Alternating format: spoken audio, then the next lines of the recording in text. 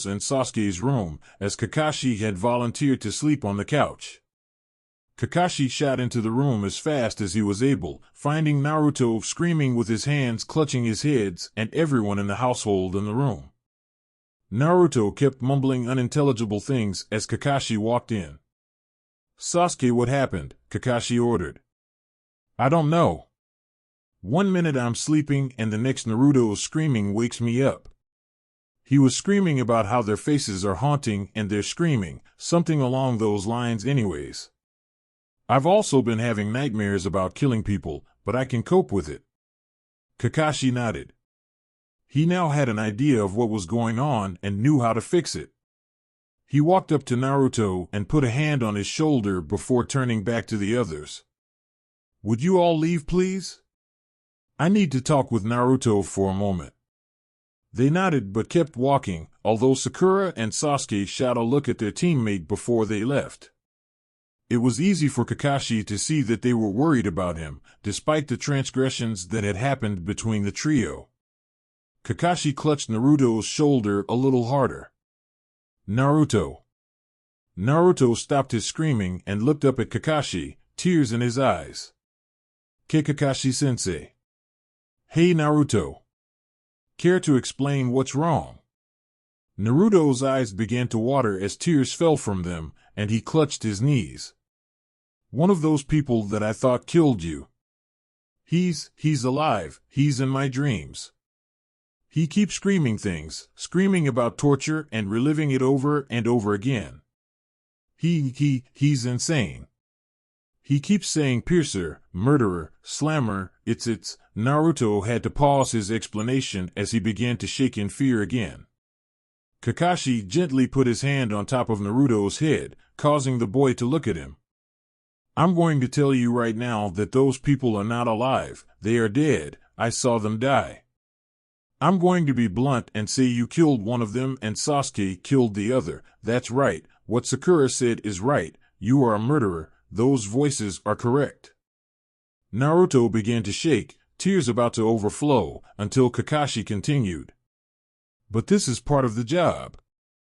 Being a ninja involves death. You either kill or are killed in this world, Naruto."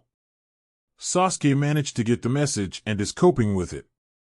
"Each ninja must go through this to mature, even I had to. I've killed before, and while it never was a pleasant experience, I did it because it was my duty. I had to protect the people I cared about and for my village." "But how do you act so okay with yourself?" Naruto asked. "As you've probably noticed, a lot of the Jonin have weird habits. Me, reading my books and being tardy, Guy, acting eccentric, Asuma smoking, Anko acting sadistic, or even Ibiki's cold, uncaring demeanor, all of us have our quirks.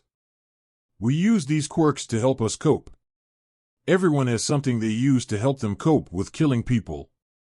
They use this to ignore the fact that they have other people's blood on their hands.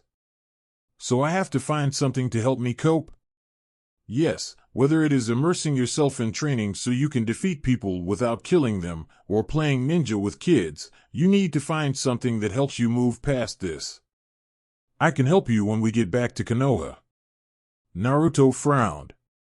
"What will I do until then?" "Force them away.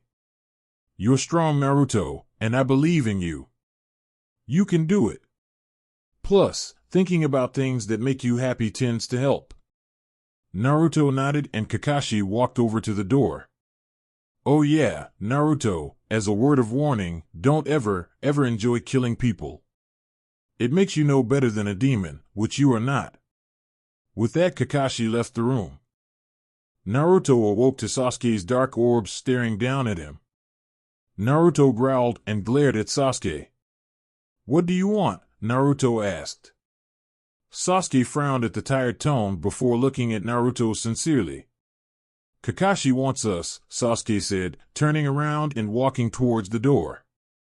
Naruto rolled over in his bed before standing and stretching. He proceeded to brush his teeth and other daily actions before throwing his clothes on and rushing down the stairs. As he reached the stairs, he saw Kakashi, Sakura, and Sasuke all waiting by the door, although Kakashi was still using the crutches. Hello Naruto, Kakashi said, looking at Naruto pleasantly. Everyone else was silent as they had just woke up. Good morning, Kakashi-sensei. Today, I have something I want to teach you all, something fundamental in the ninja world. Also, once you three have mastered it, I will really start to teach you more higher-ranked jutsu and other techniques. The three Genin, even Sasuke, although his was noticeably quieter and darker, cheered at the prospect. Kakashi smiled at their enthusiasm before walking out the door of the house and leading them into the wooded area near the house. He smiled as he came upon three large trees that shot upwards as if they were proud trees that defied any lightning bolt that dared strike the area, not that thunderstorms were common in Nami no Kuni anyways. Kakashi smiled at them, not that they could see it beneath his mask. Okay, so what I will be teaching you is a rather simple art. It's the art of climbing trees. Naruto raised his hand, quite confused with why he specifically was taking the exercise. Sensei, you taught me and Sasuke this before we became a Genin, Naruto said, although Sakura looked at him skeptically. She was about to say something before a discreet shaking of the head from Sasuke made her clam up.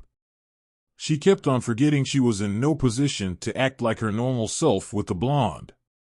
Yes, Naruto, that's why you and Sasuke will be working on something slightly different. The water walking exercise, Kakashi said.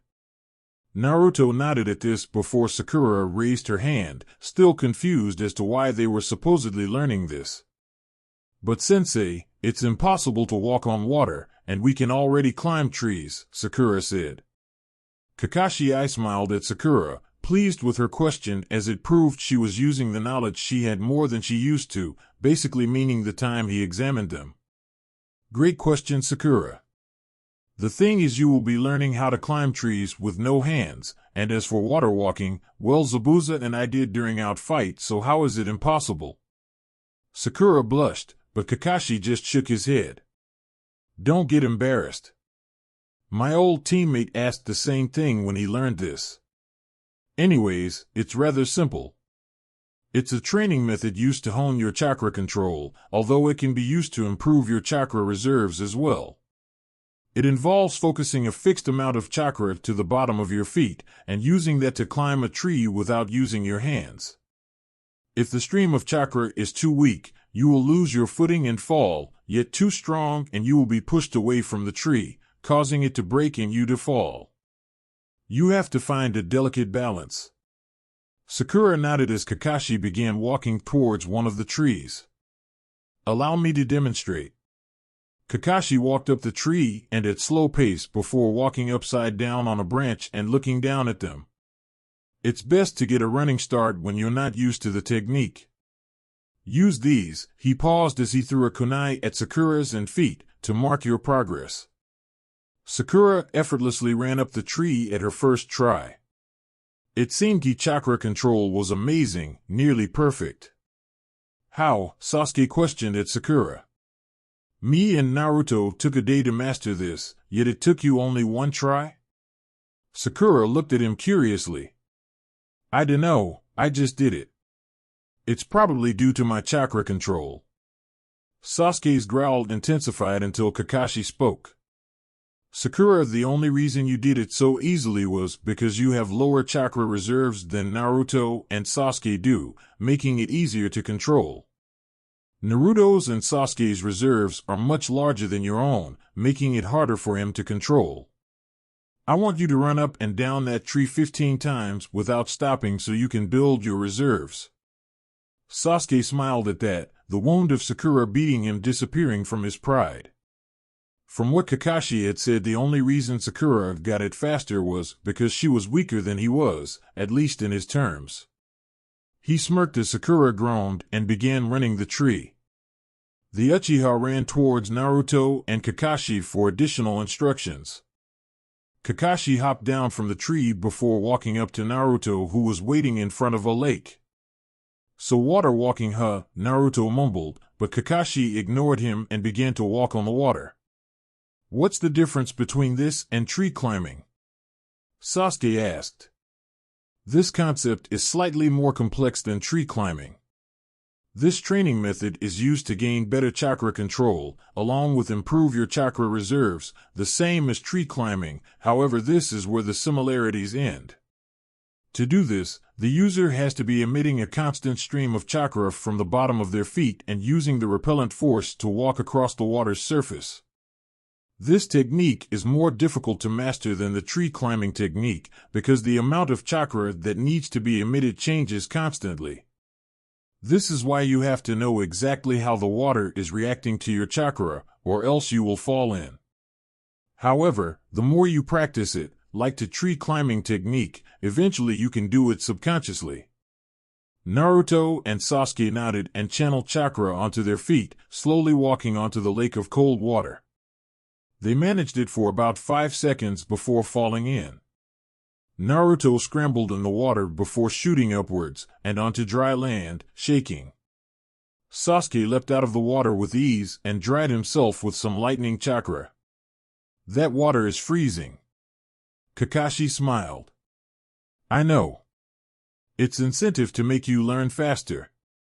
Naruto just groaned and took off his wet clothes.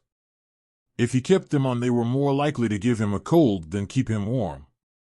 With that, he went back to trying the technique. Haku sighed as he glared at Zabuza as a mother would her child. I told you before to be careful, but you didn't listen to me, Haku said as Zabuza awoke with a jolt. Zabuza groaned and rubbed his neck tenderly before yanking out the sunbonn. Careful, you might injure yourself further, Haku warned. Zabuza just shrugged off the warning before smirking at Haku, not that the teenage boy could see it. Cruel as ever, Haku. I was taught to be efficient. Zabuza nodded as he said that. You were raised well. Are you boasting about yourself after a defeat? Haku teased, but Zabuza just growled and looked at his blade. Next time I won't lose. You'd better not, said a short man as he came in the room, flanked by 2 thugs. He wore a suit with sunglasses and had light brown hair that spiked behind his head. I hired you because I thought you could get the job done, but apparently that was the wrong choice, the man said, raising his voice as he walked closer to Zabuza. He didn't notice Haku tense. I was in no way prepared for Kakashi Hatake, the S-rank ninja, along with his Genin squad. Excuses. The man reached out to hit Zabuza while he couldn't defend himself, but Haku grabbed his arm and squeezed tightly, causing him to squirm under the pain. If you dare touch him, I will kill you, Haku whispered dangerously, glaring at the man. The chubby, short man stumbled backwards before he regained his balance and glared at Haku. Zabuza tried to calm things down. We will get him next time. You better. If you lose again, you're out of this organization. With that, the man, Gato, and the thugs that flanked him left the room and slammed the door. Gato turned to the 2 thugs behind him. Go find people to hire, we have trash to get rid of. However, he was not the only one making plans. Behind the door, Haku was also consulting Zabuza. How long do we have to deal with him? He protects us from the real hunter named Haku. Haku just sighed and looked outside. I know. Naruto, Sasuke, and Sakura all came back into Tezuna's house exhausted, however they also felt accomplished. Sakura had completed Kakashi's 15 laps up the tree, although she was feeling highly drained afterwards and ready to faint, so Kakashi let her take a break in fear of chakra exhaustion. Sasuke managed to stand on water for 15 minutes as well as fight Naruto's clones, which was very challenging. It also helped the Uchiha train his 2 Tomoe Sharingan. Naruto, however, felt the most accomplished. While he had in no way mastered water walking, he had managed to stand on the water for a full 15 minutes, which Kakashi deemed acceptable. Naruto wanted to take it a step further by fighting his clones while he was on the water, and Kakashi agreed but said it would have to wait for tomorrow as Naruto had to practice his own tree climbing as he himself hadn't mastered it. Thus there they were, everyone in the household sitting at the dinner table, with Team 7 eating like starved wolves, even Sakura, who apparently had foregone any table manners she previously had in order to refill her energy. It was a disturbing sight to see. The food was their one instance, then the next it vanished. "Why do you even bother?" was mumbled, however everyone heard it. Everyone turned to see Inari glaring at them. "What did you say, kid?" Naruto asked. "Why do you bother training? It doesn't matter, nobody can beat Gato." Tazuna and Tsunami looked at the ground in shame as Inari said this, and Naruto glared at the boy. "Have you heard of heroes, kid? Heroes don't exist, they're just people that people make up to make them feel better, just like now. What are you, stupid? There's no such thing as a hero. Nobody can beat Gato, so why bother? Gato is worse than scum. He cowers behind his money and thugs, kid, he's just a weakling," Sasuke added. "If nobody can beat Gato, I'll just find something that doesn't have a body," Naruto joked, smirking at the kid. Inari growled at this and glared furiously at Naruto and Sasuke. "Why do you guys bother to try so hard?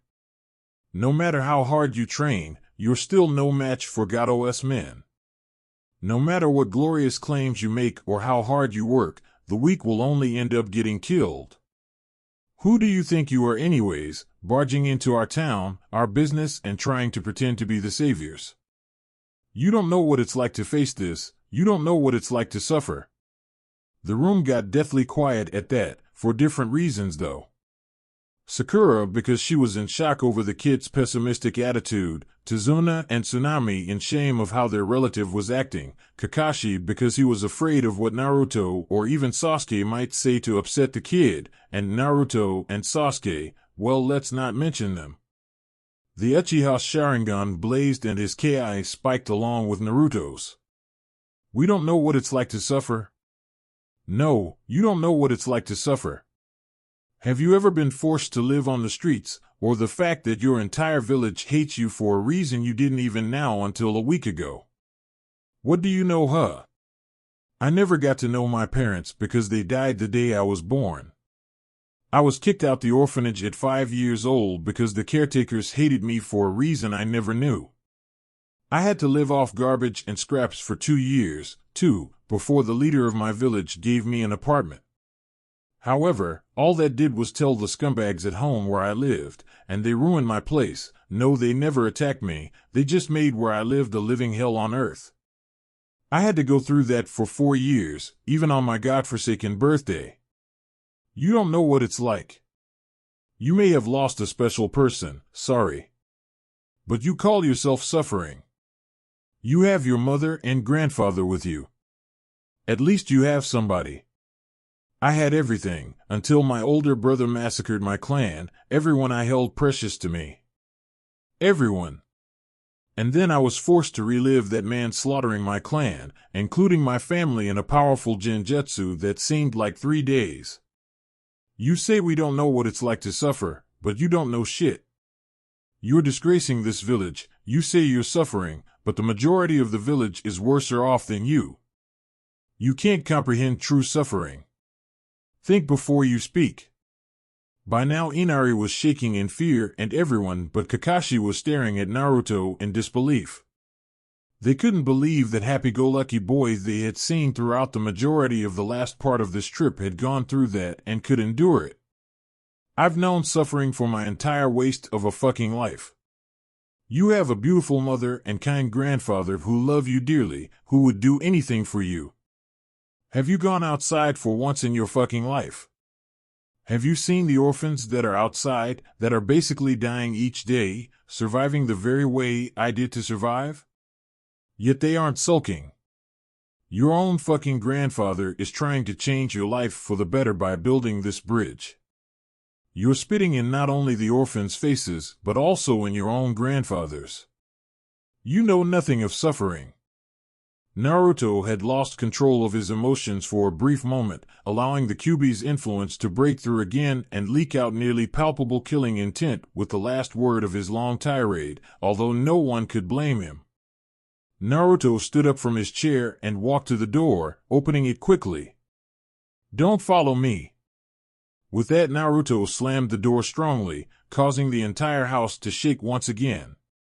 I'm going to train, the Uchiha muttered darkly before leaving his well. Sakura was quiet as Inari ran up the stairs and into his room, although his crying was still heard all the way down the stairs. The dinner table was quiet for a while before Sakura decided to speak up, quite shocked by what Naruto said. She had known about Sasuke's predicament, but not so much of Naruto's.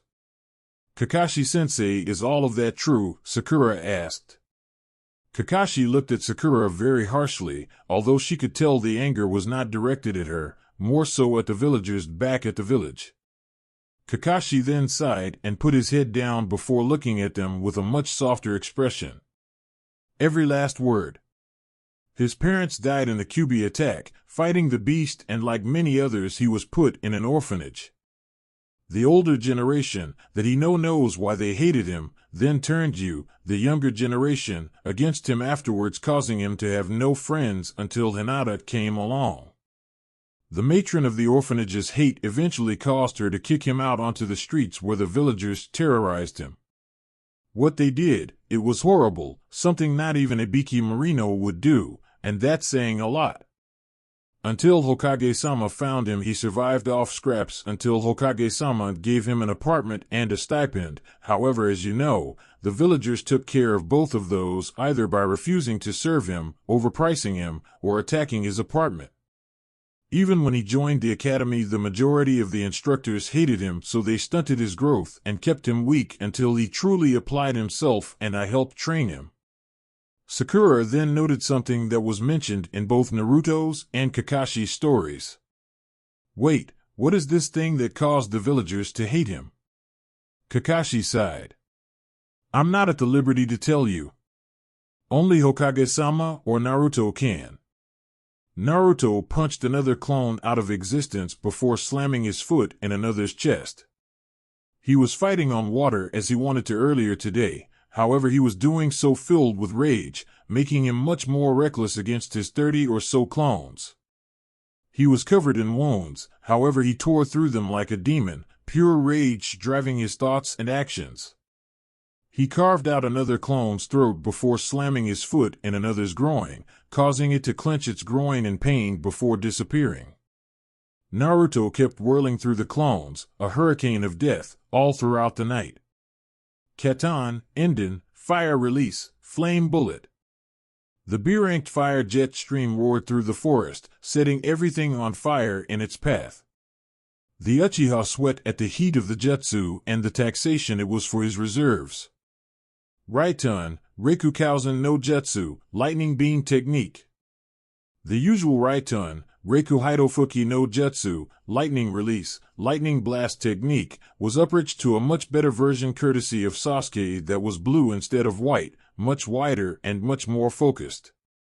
However, the jutsu drained the Uchiha's chakra reserves a substantial amount. And the jutsu's electricity came back to Sasuke, shocking him in the process. The raven-haired Genin knew that the jutsu was taxing, but potentially deadly if completely caught in it. If he managed to master the jutsu, he would have another ace in his rather decent arsenal of jutsu to choose from. Before the Uchiha could do another jutsu, he promptly passed due to chakra exhaustion. Haku frowned as he saw the blonde-haired ninja lying on the ground. He walked up to him, staring at the headband. This must the blonde brat Zabuza-sama was talking about. If I killed him now, would that make Zabuza-sama's job easier when the time arose? Haku began to prepare to kill Naruto until his eyes flung open and he grabbed his hands. Whoa, Naruto said. Who are you? Haku smiled serenely, innocently. Haku. I was just wondering if you were okay. It's not common to see an unconscious ninja lying on the ground around here. Naruto let Haku's hands go, rubbing the back of his head sheepishly. Sorry, I guess my anger from last night is still somewhere in my system, Naruto said as he ogled Haku publicly. This girl is pretty, but she doesn't compare with Hinata, especially with Hinata now having shoulder-length hair. Wait, Hinata? Where did that come from? Naruto didn't have time to continue his thoughts as Haku interrupted him. So why are you here? Haku said as he went back top picking up herbs for Zabuza. Naruto smiled. I'm training with my team to take down some guy called Zabuza and this other guy called Gato, while also protecting this bridge builder, Naruto said before he realized his mistake. The mission was only ever supposed to be known between the client's family, the village, and the shinobi team. However, he couldn't change it as it would seem even stranger if he did. Yeah, so what are you doing here? Naruto asked. Getting herbs to heal a sick friend. Naruto smiled. Can I help? Haku smirked. Sure. The two proceeded to gather the rest of Haku's herbs in relative silence, only stopping whenever Naruto decided to ask a question. It was a fast process as Haku had to leave before 10 minutes was up. It was nice meeting you, Ninja-san, Haku said. Naruto smiled. Name's Naruto. Haku smiled. That is a nice name. Naruto smiled and turned before Haku asked a question. Naruto-san, what do you think it means to truly be strong? Naruto turned and looked at Haku with a confused expression on his face. What do you mean? Haku smiled. I believe that when people have something to protect, that is when they truly become strong. Naruto thought about it for a moment before he gave one of his childlike grins. I like that thought. Haku smiled before staring at Naruto intently. Do you have someone precious to you? Naruto thought back on the question before multiple people sprung to his mind. Sarutobi, Iruka, Anko, Kakashi, Hinata, Tenten, Sasuke, Tsuchi, hell even Sakura, even though she had lost his full-on trust for indirectly calling him a monster for killing someone in cold blood and bossed him around afterwards. Yeah, multiple people. Haku smiled and turned. He began to walk away before saying one last thing. By the way, I'm a boy. What? Naruto sat on the water with his palms in front of him, gathering his chakra. He continued to do this until he felt satisfied with the chakra buildup. Now. Naruto though as he flowed through hand seals. Futon, Repusho, Wind Release, Gale Palm. Shuriken flew from behind Naruto, courtesy of a clone as wind shot from Naruto's palms. It impacted with the shuriken and speed up their launching speed before it slammed into a tree. 3.5 seconds. Better, but not good enough. We need to reach 2 seconds at the least. Being 15 feet away and the combination attack taking 3.5 seconds is too long. Naruto grumbled, however he was joined by another presence before he noticed it. That seems like a pretty decent time to me, Kakashi said, looking at Naruto. Naruto looked up at Kakashi, not at all surprised he was here. I thought you would be here, Kakashi said.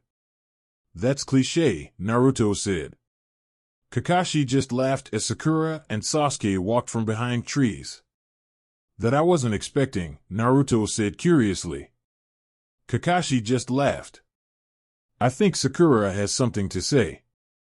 Naruto looked into Kakashi's eyes and realized what he meant before he looked at the pinkette. She was about to begin, however Naruto cut her off. If you're going to apologize to me about how you acted just because you heard my life story, don't apologize at all. Also, if you're going to apologize for not talking to me or interacting me as a child because the adults told you not to, I don't blame you for that. The kunoichi nodded before she opened her mouth again. I apologize, she started. I shouldn't have treated you like you were a monster, especially after how long we had been training together. You were there for us on every occasion, yet when whatever that thing was that possessed you took over, we abandoned all reasonable thought. I admit that I thought you were a monster, no a demon, but I also realized the stupidity of my actions, Sakura started. More importantly, you wouldn't do what you did to those two people.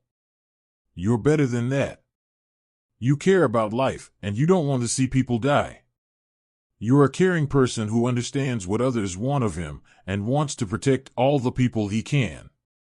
Calling you a demon and a monster was uncalled for, no, completely out of line, and I do apologize for that. I also shouldn't have tried to act like I had the right to tell you what to do after you had gone through so much. For that I am sorry. Sakura bowed to Naruto as she finished. Naruto looked at Sakura before smiling at the apology and gave out only 2 words in response. Apology accepted. What are you doing, boy? He heard the familiar voice of Kyuubi rumble in his mind. Naruto's eyes widened for a quick second before they returned to their original size. What do you want? Naruto growled. This girl wronged you in so many ways, yet you are willing to forgive her. That is unacceptable. You are a being, a creature of hate. You were born from the very essence of it. Do you forget the way she treated you, the way your village treated you as a child? Have you forgotten about your hate? No, I haven't. I do hate people in the village. I hate many people in the village, but hate isn't the correct answer. I don't have to like them, but hate only brings pain. Naruto thought back to the Kyuubi. The Kyuubi roared, although Naruto cut off his mental connection to it, although he was unsure how he did so. He was even more unsure about how the Kyuubi spoke with him. If it could do so, then couldn't it do so whenever it wanted? That could be lethal, especially if the Kyuubi wanted to kill him. All it need do is wait for the right moment to interrupt him. However, he was snapped out of his thoughts as Sakura waved her hand in front of his face. Sakura seemed much more cheerful that she had been forgiven. Kakashi smiled at his Super Genin squad. Well, now that is done, let's get started on some training. Naruto, fight as many clones as you can summon on the water until you drop. Sasuke, I want you to spar with a clone of mine on water, and then join in Naruto's training. Sakura, I want 50 laps up down a tree with these weights on. Kakashi instructed while passing the weights to Sakura. The pinkette nodded and slipped them on. Hi, sensei. Kakashi carried in 3 semi-conscious genin into Tezuna's house once again, a smile on his face. They had pushed hard today, and after they ate their dinner they would probably be off to bed immediately. Kakashi smiled and said, I think we have hungry people. Tsunami came downstairs and looked at the genin. A kind smile spread along her face before she nodded and went into the kitchen, followed by Kakashi, who decided to help her out. After dinner, and Naruto, Sasuke, and Sakura went to bed, Kakashi walked into Inari's room, looking at the crying boy. Mind if I sit here? Kakashi said, pointing to the spot next to Inari. Inari nodded. Kakashi sat down next to the boy, who stared at the ground for a while. They sat there, in awkward silence, until Inari decided to speak. Is what Naruto and Sasuke said true? Kakashi smiled at Inari finally deciding to talk about it. He would have talked to the boy last night, but he ran into his room crying, and Kakashi knew that the boy needed his space, at least then. Now was a different time. Yes, although he probably sugarcoated it because you're a kid. In fact, he went through worse, I know, because I was one of the people who were ordered to protect him from the mobs, although I didn't always make it in time. And Sasuke's tragedy was on par with Naruto's. He was a happy kid until his older brother killed everyone he cared about, emotionally scarring him for life. Now all he can think about is vengeance, though we are slowly changing him. How could they go through that and still be who they are today? Inari asked. How are they so strong?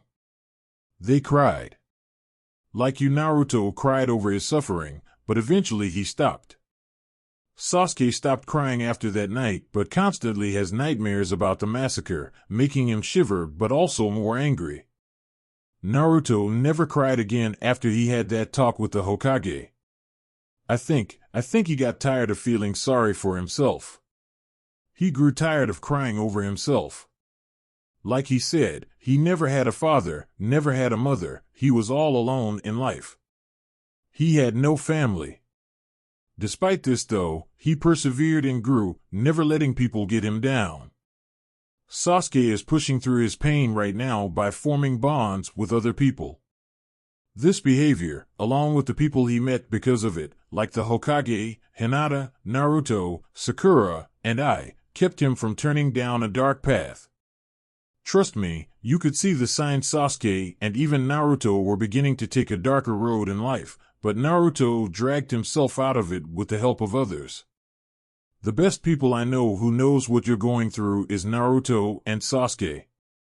Sasuke began to travel down that darker path, but Naruto actually pulled him from that path, and now Sasuke is stuck deciding whether to walk down an even darker path or walk down the path Naruto did. To let go of his hatred and anger and learn to love and protect. I know neither of them may look it, but they understand what it takes to go through what you're going through, Inari. It takes courage, but they didn't get theirs by it being handed to them. No, they had to find it. Good luck, Inari, Kakashi said, before leaving the kids' room and going to sleep. Inari stayed awake for hours before going to sleep. He had made a decision. Naruto sighed as he watched his clones work. Sakura sat next to him, and Kakashi was helping Tazuna. Sasuke was too. Why aren't you helping Sakura? Naruto asked. Your clones are doing more work than I ever could. Besides, I'm not physically strong enough to lift some of those things. Some. You're strong enough to help. Besides, you could do the nails, or help the builders reach places that are difficult for them to reach. Or use small-scale Doton Jutsu to lift things for you. Sakura just sighed. She would have continued the conversation until a man spoke up. Tazuna, a man said. Tazuna looked up and then turned to the man. Tazuna, I'm sorry, but I'm going to have to quit building this bridge. Tazuna's eyes widened. Why? You've been one of the best helpers of this bridge. It's almost complete too. We should be done in 2 days.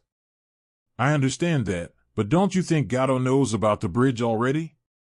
He's going to come for us either today or tomorrow, and then he'll kill us.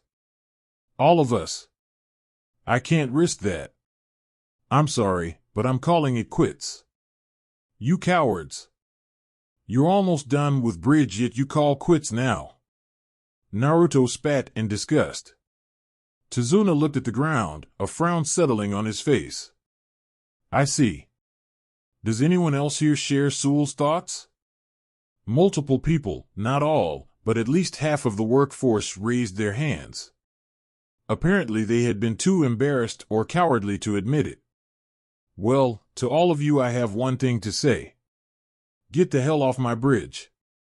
Many people put down their hats and started to walk, all with a down yet relieved expression on their face. Naruto and Sasuke watched them leave with disgust on both of the boys' faces. Even Sakura was disappointed in them.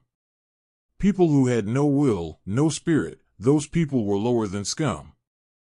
Naruto formed the Kagebunshin, Shadow Clone, hand sign, and produced about double the amount of people that left, but Tazuna shook his head. You've done so much for us already. I can't disrespect that, kid. You've been good to us. Nothing we could do could repay you, especially me. I think you and Sasuke taught my grandson what it means to be strong. Naruto smiled and waved off the old man. Don't worry about it. But I think I'll actually start pitching in now, Naruto said, standing and going off to help. Sakura joined him.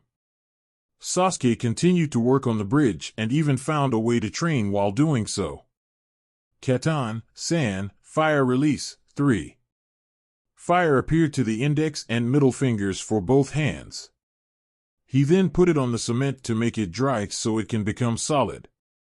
A couple hours afterwards, around 4 o'clock, a thick fog began to set in.